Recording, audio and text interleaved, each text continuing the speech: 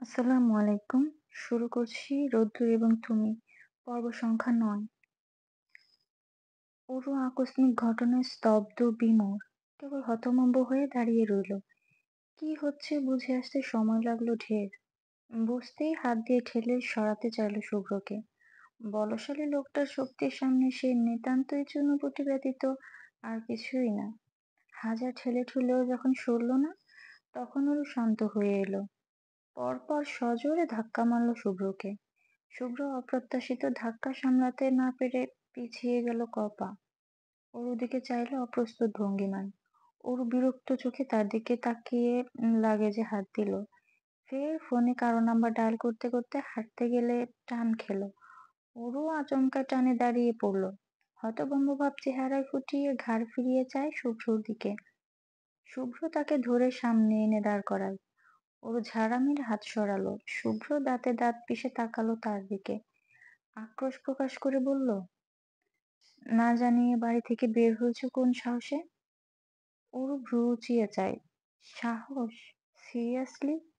তাচ্ছিল্য করে হাসল অরু। আবারও ব্যাগ টেনে চলে যেতে চাইলে শুভ্র আবারও আটকালো তাকে। অরু এবার চেতে গেল। সমস্যা কি? গায়ে পড়ছেন কেন? খুব তো অপমান করেছিলেন। এখন আবার নাটক কেন করছেন? শুভ্র তিরিক্ষি মেজাজে বলল, তুমি মায়ের কাছে নালিশ করেছো আমার নামে? আজব! আমি এত ঠেকা নিয়ে রাখিনি যে যার তার নামে নালিশ ঠুকতে যাব। যদি সে নিজেই নিজেকে না শোধরায় তো লোককে চেঁচাতে চেঁচাতে মরে গেলেও কোনো কিছু এসে যায় না তার। আশ্চর্য! তুমি ঝগড়া কেন করছো যেচে করে? অরু নিজের দিকে আঙুল তাক করে অবিশ্বাস্য গলায় শোধায়। আমি? পরপর মুখ কুঁচকে কেমন করে হাসে। শুভ্র পরিস্থিতি বুঝে শান্তশিষ্ট কণ্ঠে বলে, বাড়ি চলো, আমি রাস্তায় সিনক্রিয়েট চাই না। ওর মুখ কুঁচকে নিল। অসম্ভব রকমের ত্যক্ত মেজাজে লাগেজে টান বসিয়ে সামনে হাঁটতে লাগলো হনহনিয়ে।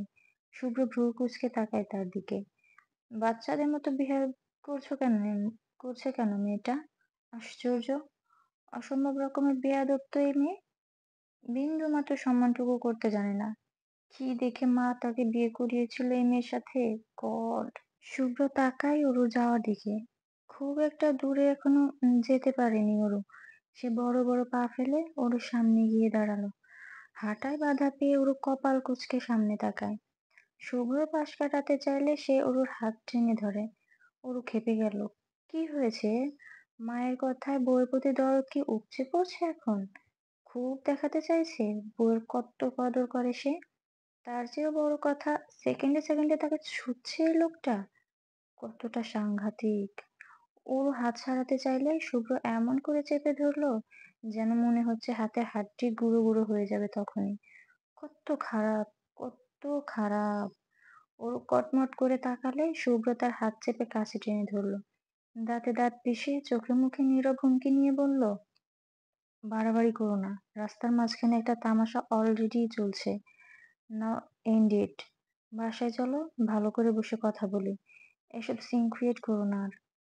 ও হাত সরালো বহু বহু কষ্টে।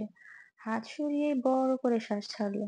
তার দিকে তাকিয়ে ভ্রু উঁচিয়ে বলল, আপনি না আমাকে কিছুক্ষণ আগে বলেছিলেন বাড়ি ছেড়ে বেরিয়ে যাও, হ্যান ত্যান কত কি। এখন কেন সাজছেন বাড়িতে নিয়ে যেতে? তুমি এখানে আমার দায়িত্বে আছো। অ্যান্ড রিমেম্বার, আমি আমার দায়িত্বে বিন্দুমাত্র হেলাফেলা করি না। ওর অবিশ্বাসের সাথে চায়, আমি আপনার দায়িত্ব? স্রেফ। শুভ জবাব দেয় না, চেয়ে থাকে নিভৃতে। ও তার চোখে তাকিয়েই কেমন কেঁপে উঠলো। বুকের ভেতরটা কেমন করে উঠলো।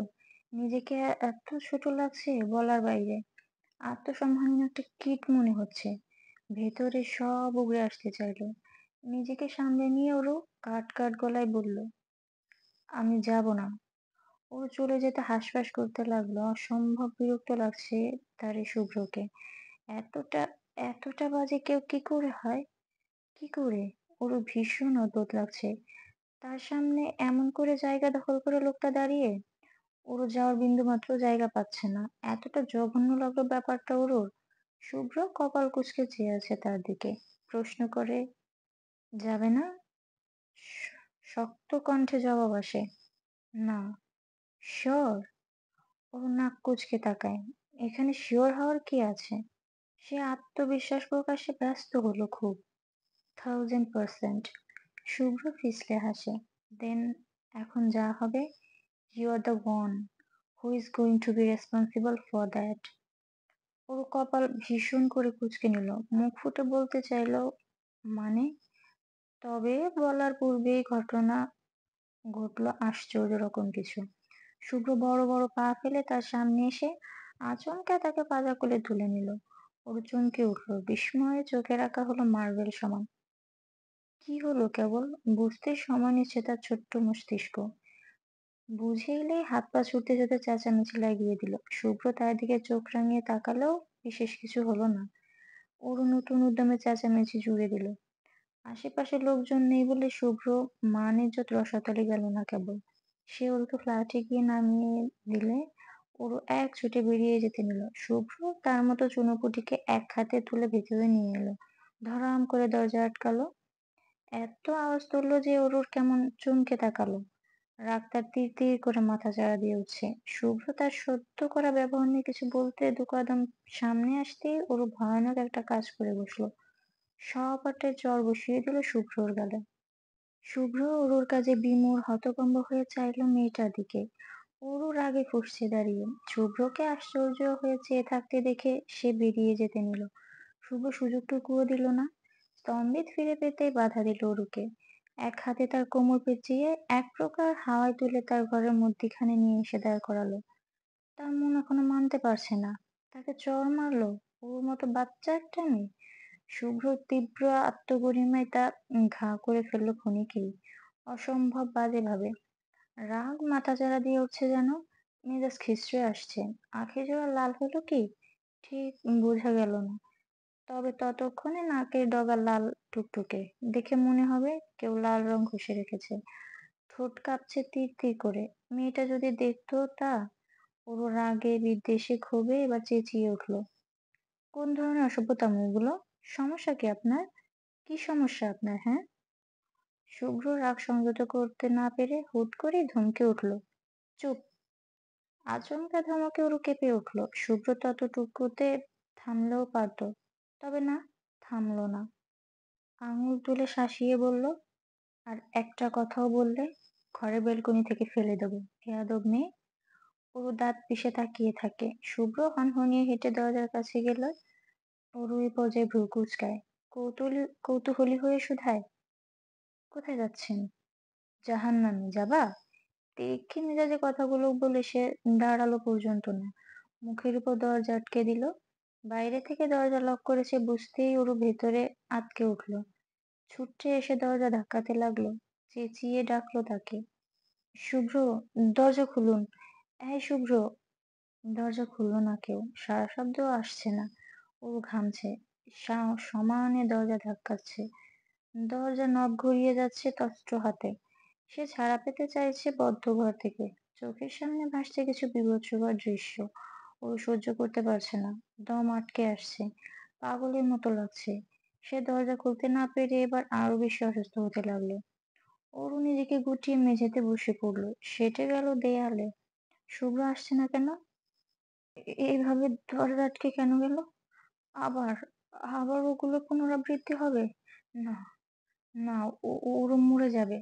সে হাঁটুতে মুখ গুজে রইল, নিজেকে এড়াতে চাইলো কোনো বিশেষ কিছু থেকে। ঘরের ভিতরটা এমন অন্ধকার কেন? ওর দম বন্ধ হয়ে আসছে। ও তটস্থ হয়ে আশেপাশে তাকালো। হঠাৎ সামনে চোখ আটকে গেল।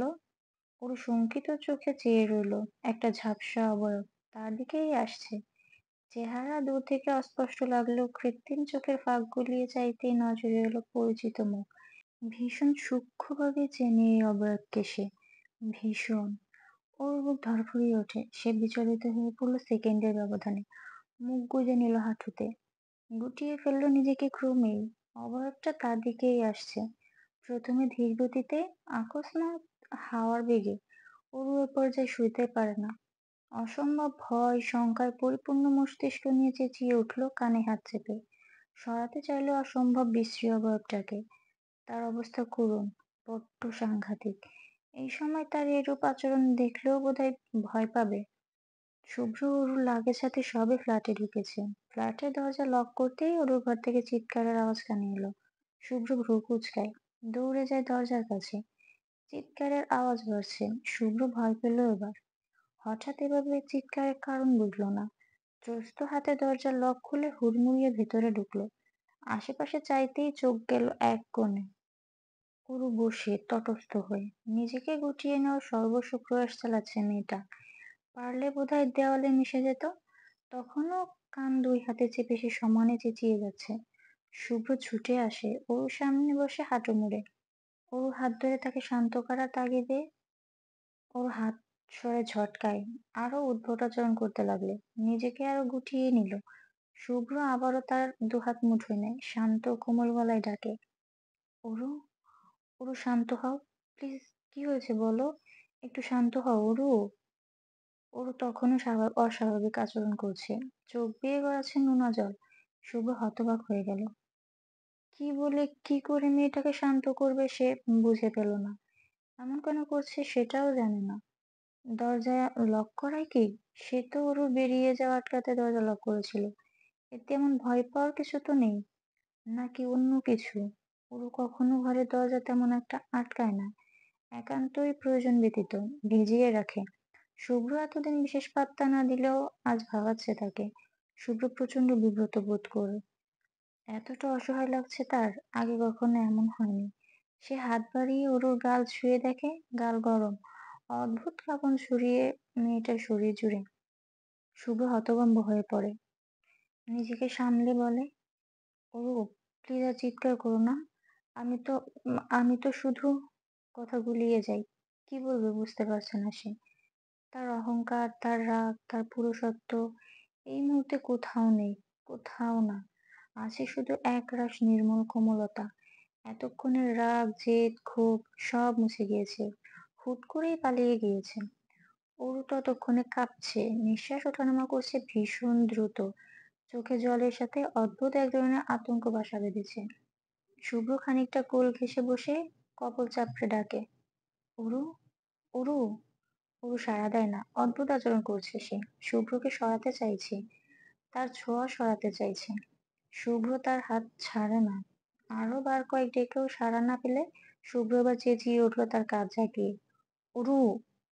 অরু চমকে ওঠে, শান্ত হয়ে যায় ক্ষণেই, ফ্যাল ফ্যাল করে তাকিয়ে থাকে শুভ্রর দিকে। মস্তিষ্ক থিতিয়ে আছে যেন। শুভ্র চিৎকার করার কারণ খুঁজলো সে। ভীতিরা ঠাঁই নিয়েছে তার অক্ষিপুটে। শঙ্কিত হয়ে চেয়ে আছে লোকটার দিকে। শুভ্র নিজের কাজেই অপ্রস্তুত হলো। তার হাত ধরে অনুতপ্ত হয়ে বলল, সরি, আমি এভাবে। তার বাক্য সমাপ্তি টানার পূর্বেই ওর আচানক হাউমাউ করে কেঁদে উঠল। চার দেয়ালের মাঝে কি করুণ শোনালো তা একমাত্র শুভ্রই জানে। সে স্তব্ধ চোখে চেয়ে, ওর হুঁশ নেই কিছুতেই। সে কাঁদতে কাঁদতে শুভ্র বুকের কাছটার শার্টের অংশ খামচে ধরল। ওর তার কাছ ঘেঁষে বসে কম্পিত গলায় বলে, "আ- আমি মরে যাব শুভ্র, আমাকে মেরে ফেলবে ওই লোক। আমার জীবনটা শেষ করে দিয়েছেন উনি। আমি আমি মরে যাব।" ওর সমানে একই কথা বিড়বিড় করছে। শুভ্র স্তব্ধ বিমূঢ়, কপালে ভাঁজ পড়ল। কিসের কথা বলছে মেয়েটা? শুভ্র খুঁজে পায় না। কোন লোক তাকে মারবে? কেন মারবে? কি করেছে ওরু? ও কাঁদছেও বা কেন? হচ্ছেটা কি এসব? শুভ্র আলগোছে আগলে নিল তাকে। এখন এত প্রশ্ন জিজ্ঞেস করা উচিত নয়, তবে কৌতূহল দমাতে পারে না সে। কে মারবে তোমাকে অরু? কার কথা বলছো? অরু প্রত্যুত্তর করে না, একই কথা বারবার বিড়বিড় করে। আমি মরে যাব, মরে যাব আমি। আচমকা নিস্তেজ হয়ে ঢলে পড়লো শুভ্রর গায়ে। শুভ্র পিছে হেলে পড়লো আচানক ভার বইতে না পেরে। ভ্রু কুঁচকে অরুর মুখ চাপড়ে ডাকলো তাকে। সাড়া না পেয়ে বুঝলো জ্ঞান নেই। শুভ্র তপ্ত শ্বাস ফেললো, পাজা করে কোলে তুলে ফেললো তাকে। নিয়ে নিয়ে গিয়ে বিছানায় শুয়ে দিল যত্ন সহকারে। এসির পাওয়ার কমিয়ে কমফোর্টার বুক অব্দি টেনে দিল। কিছুক্ষণ সেখানেই দাঁড়িয়ে চেয়ে রইল মেয়েটার দিকে। এত মিষ্টি মুখটা, এমন কাঁদলো কেন? কোনো বাথরুম আছে কি? শুভ্র কিছু সময় দাঁড়িয়ে বেরিয়ে এলো। দরজা আটকালো না, ভেজিয়ে দিল। পরদিন অরুর ঘুম ভাঙে দেরি করে, তাও সেটা ফোন কলের শব্দে। ওর মাথা চেপে উঠে বসে। অচেতন মস্তিষ্ক কিছুই মনে করতে পারে না। সময় নিয়ে মনে পড়তেই ওর চমকে গেল। এত কিছু করেছে কাল। লজ্জায় আইঢাই করে উঠল ওর। শিট! বাজতে বাজতে কেটে যাওয়া সেলফোনটা আবারও বেজে উঠল। ও বিছানা হাতড়ে ফোন নিল। হোয়াটসঅ্যাপ থেকে কল আসছে। ছোট ভাইয়ার কল। ও ফোন রিসিভ করে কানে ঠেকায়। হ্যালো? রায়হানের চিন্তিত গলা শোনা গেল। অরু, কেমন আছিস? ভালো ভাইয়া। তুমি কেমন আছো? ভালো। আচ্ছা শোন। বলো। রায়হান বলতে ইতস্তত বোধ করলো। অরু ভ্রু কুঁচকায়। ভাইয়া, বলো। রায়হান অপ্রস্তুত ভঙ্গিতে বলে, শফিক চাচ্চু আমেরিকায় থাকে, তাই না? ওর জ্বর শক্ত হয়ে এলো। তো আব্বু বলছিল চাচ্চুর সাথে যেন তুই একবার দেখা করিস। কি? ওর চমকায়। রায়হান বলে, আব্বু বলেছে। আম্মু? উনি নাকি চাচ্ছে তোর সাথে দেখা করতে। ওনারা ফ্যামিলিরা সবাই চাচ্ছে তোর সাথে একদিন দেখা করবে, সময় কাটাবে, এইসবই। You know what I mean? ওর অবিশ্বাস্য গলায় বলে। আব্বু আম্মু এগুলো বলে কি করে? এত কিছু হয়ে গেল, স্টিল ওদের পক্ষ নেবেন ওনারা? রায়হান চুপ থাকে। ওর আর কথা বাড়ায় না। রুজিতে বাঁধলো খুব তার। ফোন কেটে ছুঁড়ে মারলো বিছানায়। দুহাতে মুখ গুজে বসে রইল চুপ করে। আচমকা শব্দ করে কেঁদে উঠল।